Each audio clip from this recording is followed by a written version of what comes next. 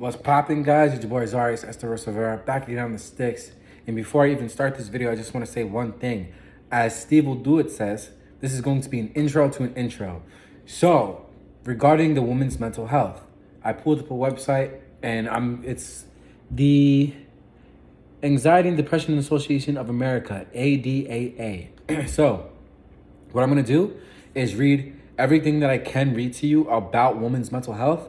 Then I'll put in my own input. Then I'll go back to reading some facts. I'm not going to put anything on the screen. I'll leave you the website because, again, I don't want my opinions to be biased. I want this to be as professional and as clear and concise as can be. So I'm not going to put in any statistics. I'm not going to put in any facts. I will literally leave the website in the description down below for you guys to read and for you guys to take from that what you guys must. All right. And then tomorrow when I upload the men's version, I'll do the same exact thing. I don't want to be biased with this. I really want to get the point across to let you guys know that mental health is a real thing.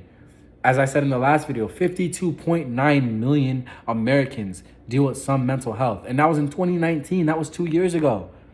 I only can imagine how much worse it is now. Considering this generation, oh shit, yeah. But with that being said, we out here. Let's get to the video. Bang!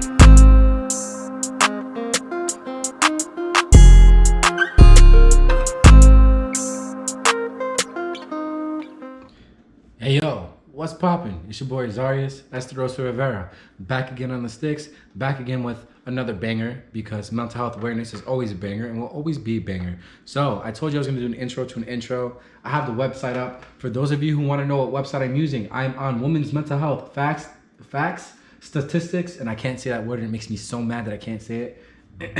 Facts, symptoms, and resources plus statistics. Dang, that was a mouthful. Literally, I don't know if I have a speech impediment or if I just talk too fast. It pisses me off. But, so we're gonna start with women's mental health in the US, women's mental health facts and figures, and we're gonna go down from there. So, women's mental health, facts and figures. Underdiagnosing mental illness continues to be a problem in health and care industry. The World Health Organization, WHO, reports that more than half of patients who meet the criteria of a psychological illness are not identified as such by doctors. It's understandable that family and friends can fail to spot the signs of some mental illness, especially when trained doctors are unable to do the same. Women's mental health in the US. Women are twice as likely as men to be impacted by generalized anxiety disorder, other known as JED. The Anxiety and Depression Association of America, ADAA, reports that 8.6 million people in the US are affected by GAD, although only 43% of them are being treated for the disorder. Women are also twice as likely as men to be diagnosed with a panic disorder, PD, which affects 6 million US adults with specific phobias, which impact 19 million adults in the US. Okay? The prevalence of serious mental illness is almost 70% greater in women than in men. You see, this is why it's so hard for me to not have a biased opinion, because I feel like men aren't allowed to talk about their mental health issues. I feel like we as men, we keep all that shit held in because society does not allow us to talk about this. Society does not allow men to be open, to be vulnerable, to be sensitive, to cry, to express our problems, to express our pain, to express whatever it is we may be or may not be going through. That's why I feel like some of these percentages are off. But again, we're gonna just read it and I'm gonna let you take from this what you take from this. I have to just not hold a biased opinion. Figures compiled by the NIMH indicate that serious mental illness, other known as SMI, affects more than 11 million adults in the US each year, which is 4.5% of the adult population. I'll read that again. Figures compiled by the NIMH indicate that serious mental illness, other known as SMI, affects more than 11 million adults in the US each year, which is 4.5% of the adult population. Yet SMI was diagnosed in only 5.7% of adult women and only 3.3% of men. Okay. Now it also says that exposure to violence makes a woman 3 to 4 times more likely to be affected by depression. Oh, this is tough, man. Researchers at WHO state that women who are exposed to sexual abuse as children or to a violent partner as an adult are diagnosed with depression at a much higher rate. The research also found that the severity and duration of the initial sexual or violent exposure impacts the severity of the resulting mental illness. Differences between the mental health issues of men and women. This is where it's going to get a little iffy. So I'm just going to read it and then I'll give all of my information after. I'll give my entire opinion after I read this entirety. So here we go. Women are twice as likely as men to be affected by unipolar depression, which is forecast to be the second most common source of global disability burden by 2020. I don't even know what that is, so I'll read it again. Women are twice as likely as men to be affected by unipolar depression, which is forecast to be the second most common source global disability burden by 2020. So this is obviously 2 years old. I can't find anything recent, but this is still information nonetheless. It's still giving you guys what you need to know to take a stand, make a change, pick up your titties, pick up your nutsack, and come together as a unit to stop mental health, to make people aware that it is okay to have problems, that they're still normal, that they're still human, and that people still love them and want to be around them. You feel me? Okay, so take a sip.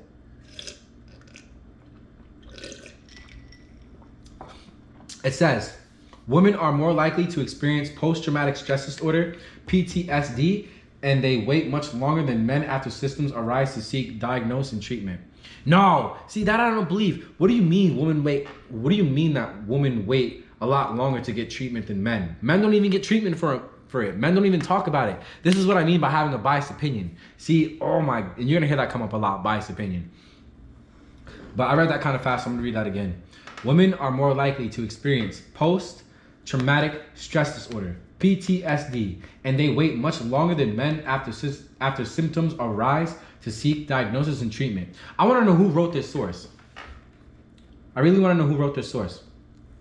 It says the Office of Women's Health at the U.S. Department of Health and Human Services reports that women wait an average of 4 years after the onset of PTSD symptoms before asking for help. Men, on the other hand, seek assistance an average of 1 year after PTSD symptoms arise. Sexual violence is the primary source of PTSD worldwide. Recovery across mental health states that women have a higher rate of developing PTSD after a traumatic event, 20.4% for women compared to 8.1% for men. According to the ADAA, which is a woman fucking based website, it's 65% of male rape victims and 45.9% of women are victims of rape will develop PTSD as a result. At least they're giving us that. So it states that 65% of male men are raped more and 45% of women are raped. Hold on, I gotta read the whole thing back. According to the ADAA, 65% of male rape victims and 45.9% of women who are victims of rape will develop PTSD as a result. Okay, so it says women are almost 10 times more likely than men to be affected by eating Okay, according to Recovery Across Mental Health, 1.9% of women will experience anorexia, excessive weight loss, each year compared to 0.2% of men. Young women are particularly susceptible to eating disorders. Between 0.5 and 1% of young women are impacted by bulimia, binge eating, and purging in the course of 1 year. Stigma and issues surrounding women's health. Here we go. This is where it's gonna get juicy. Okay. Women may be less likely than men to seek treatment after experiencing symptoms of mental health issues. Okay, this is due to internalized or self-stigma that results from their self-image being formed by how others perceive them. But men that's the thing, men go through the same thing. Honestly, I have like 5 or 6 male friends that are just as fucked up as I am, and they don't talk about it because they're afraid of their image being attacked. They're afraid of people looking at them crazy. They're afraid of people judging them. They're afraid of not fitting in with the crowd. See, I don't care. Like, I know I'm mentally messed up. I know I got my issues, but I'm not afraid to talk about it because somebody has to. Somebody has to take on that weight. Somebody has to take on that image so that people that are afraid to talk about it can have that outlet. This is why I don't believe this source. This is why I cannot believe everything in this website. And this is why I'm so heated right now, because I feel like, if all the men that have mental health issues, if they stepped up and actually talked about it, I feel like men would have a higher percentage, if not the same amount, you know? But this is not about the men right now. This is about the women. So men, you'll get your day tomorrow. All right. So John Hopkins Medicine reports that while women are twice as likely as men to experience serious depression, African American women are half as likely as Caucasian women to ask for help from a mental health professional. Latino women are similarly hesitant to seek treatment when experiencing symptoms of mental illness. This is true. This is very true, and that I support. Okay, that's a fact, because African Americans, we're very fucking prideful. We don't believe in sickness in the mind. We don't believe in sickness in the heart. We don't believe in stress, anxiety, none of that. We just, we have our days. Same thing with Latino women. Oh, no, this is nothing. I'm not depressed. I don't have anxiety. It's a bad day. I'm just going through it right now. Like, there's nothing wrong with me. I'm good. Women, y'all beautiful. It's okay. Y'all are going through something. You guys have a hard life. You know, whatever it is you went through in your past, whatever it is you went through, I don't know what I'm trying to say here in terms of, like, how to make you feel better. All I'm saying is that you're a fucking queen. You're a goddess in the field of fire and a phoenix that arose from the flame. All right, let's go. Women's mental health conditions and symptoms. I'll skip over that. Depression. Here we go. In addition to being more likely than men to experience the disease, some forms of depression are unique to women. Oh, okay, that I didn't know. As explained by the NIMH, among the mental disorders tied to changes in women's hormone levels are prenatal depression, depression occurring before and after giving birth, the latter known as postpartum depression, the premenstrual dysphoric disorder, and depression related to premenopause. Damn, I'll read the whole thing again. Okay. In addition to being more likely than men to experience the disease, some forms of depression are unique to women as explained by the NIMH. Among the mental disorders tied to changes in women's hormone levels are prenatal depression, depression occurring before and after giving birth, the latter known as postpartum depression, premenstrual dysphoric disorder, and depression related to premenopause. The Office of Women's Health lists the symptoms of depression, emphasizing the differences in number, frequency, and duration of the symptoms a given person will experience in the course of their illness. Common depressive symptoms include feelings of sadness, hopelessness, uselessness, and emptiness, crying frequently, no longer enjoying the favorite activities, loss of energy, inability to focus, remember or decide, inability to sleep, sleeping too much, or struggling to get out of bed, loss of appetite, weight loss, or overeating in attempt to feel better, thoughts of self-harm, death, or suicide, persistent headaches, nausea, or other physical pain that doesn't improve treatment, becoming easily annoyed or angered. Okay, so let's jump to anxiety. Symptoms of anxiety disorder include the following: chronic irritability or nervousness, feelings of impending doom or disaster, racing heartbeat, hyperventilating, sweating or trembling, weakness or tiredness, inability to concentrate, sleeplessness, stomach aches, or other digestive problems. Now, none of this is my words. I'm reading this directly from this website, okay? Prenatal depression. WHO estimates that worldwide, 10% of pregnant women and 13% of women who have just given birth experience a mental disorder, primarily depression. Prenatal depression, which encompasses both categories of women, impairs a woman's ability to function and also hinders the development of the child. While pregnant women everywhere are susceptible to prenatal depression and other mental illness, the problem is greatest in developing countries where WHO estimates that 20% of mothers experience postpartum depression. Prenatal depression is exuberated by poverty, migration, stress, exposure to violence. According to research compiled by WHO, the organization emphasizes the need to integrate maternal mental health with general health guidelines along educating women about children's health and reproductive health. Eating disorders. Twice as many women in the US are affected by eating disorders as men. Nearly 20 million versus 10 million, so that's half. According to figures compiled by the National Eating Disorder Association, the causes of illnesses remain a mystery for the most part, but researchers believe biology, psychology, and culture are all involved. Among the risk factors developing for an eating disorder include the following: being closely related to someone who has an eating disorder or other mental illness, chronic dieting, burning more calories than are ingested, negative energy balance, being diagnosed with type 1 diabetes, including a pattern of missing insulin injections, so biobulimia, I don't know what that is, which can cause death. I'll read that one again.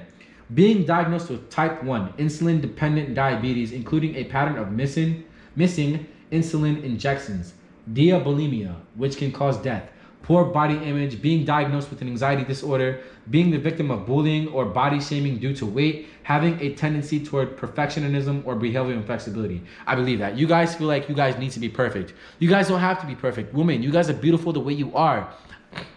You guys hear me talk about this every day. You're a queen. You are a goddess in the field of fire and a phoenix that arose from the flame. You are something so much greater than what you think you are. You don't need all that makeup to cover your face. There's beauty in your natural self. I prefer a woman over natural beauty because the makeup just falsifies who you are as a character, falsifies who you are as a person. That's why I normally date a woman who goes for that natural look, because that makeup is too much for me. I'm off that. I'm good. All right. Body dysmorphic disorder, bipolar disorder, borderline personality disorder, substance abuse. Okay, and the list goes on and on and on. I could literally spend like 2 or 3 hours reading this website, but I'm not going to do that. So I'm going to end this video here. And I'm gonna start talking about how I feel about it. So I'm not gonna end the video, I'm just gonna stop reading the website. But again, if you want to check out this website, I will leave it here. It is called, again, let me scroll up real quick. Women's Mental Health, Facts, Resources, and Statistics. And I'll put the website down below. So what I wanna say is this. Although the facts are on paper, the reason why I don't believe that is because, again, women, you need to understand that men don't have an outlet. Men are not allowed to talk about their feelings. Society made it this way. And some women make it that way too. I was with a girl who shat on me for being too sensitive, who shat on me for wanting to talk about my feelings. She's like, oh, you're too sensitive. You're not a man. You're a bitch. Oh, I can't handle how depressed you get or how anxious you are, yada, yada, yada. And after that, I kind of closed myself up. So, woman, you got to understand that a lot of us men are not going to talk about certain things because society doesn't allow us to. Now, because my thing's about to die here, I got to make this quick. I'm going to charge it and come right back. Let me charge my GoPro and I'll come right back. So, as I was saying before my camera died, there's a lot of percentages in this website that I don't necessarily believe with the men's side, only because I know that there is a lot of men that don't speak about their anxiety, their depression, their schizophrenia, whatever the case may not be, whatever mental illness they got going on in their head, they don't speak about it out of a pride thing. And it's not because necessarily all of the women per se, but through my experience, there are women that will specifically attack a man for getting in tune with his feminine side, his sensitive side, if you will, you know what I mean? But honestly, this website, with all that aside, this website gave me a lot of insight into the mind of a woman. And I didn't know that you can have depression before giving birth and after giving a birth. I didn't know that. Like, so you get upset because you no longer have a baby inside of you? Because in my mind, all these women that I met, that I know, they talk about how, oh, being pregnant was the worst. I couldn't wait for this baby to be out of me. And like, when the baby was out, I felt so relieved. I felt so happy. So that prenatal thing is really interesting to me. But with that being said, look, you guys saw the numbers. You saw the facts. What can you do to make a change for women's mental health? Men, I got y'all tomorrow. So if you like this video, please comment, like, share, subscribe, turn on post notifications so that you become aware of every time I upload. We post bangers in this channel. We post very informative videos. I'm not the most professional. I am not the most well-spoken. I am not the most grammar-based, but I am me. I'm true to myself and I'm true to the core. What you see is what you get, you know? I'm just trying to do my part. You know, God gave me this message. The universe gave me this message. Mommy gave me this message. You know, they're like, you know what? You have so much mental health issues yourself. Not so much anymore now. Why don't you use your issues? Why don't you use your knowledge to help somebody? So this is what I want to do. Again, I'm going to leave the website in the description down below. Get your knowledge. Get your books up. Help a woman in need. Because you can save a life. You can prevent a suicide. You can prevent a death. All you have to do is give this person a hug. Pull them to the side and be like, hey, I noticed that you're not okay today. It's okay to not be okay, but let's sit down. Talk to me. Let's make things better. Leo, come on. Come on. Because y'all know you gotta go outside. Give me 1 second, guys. Come on, Leo. All right, Leo. Go ahead. All right, like I was saying, it's all about making a change for the better. You know, if you love your woman, if you love the queens out there, it's your job to make sure that their mental is okay. And man, like I said, I get you guys tomorrow. With that being said, we out here. Peace.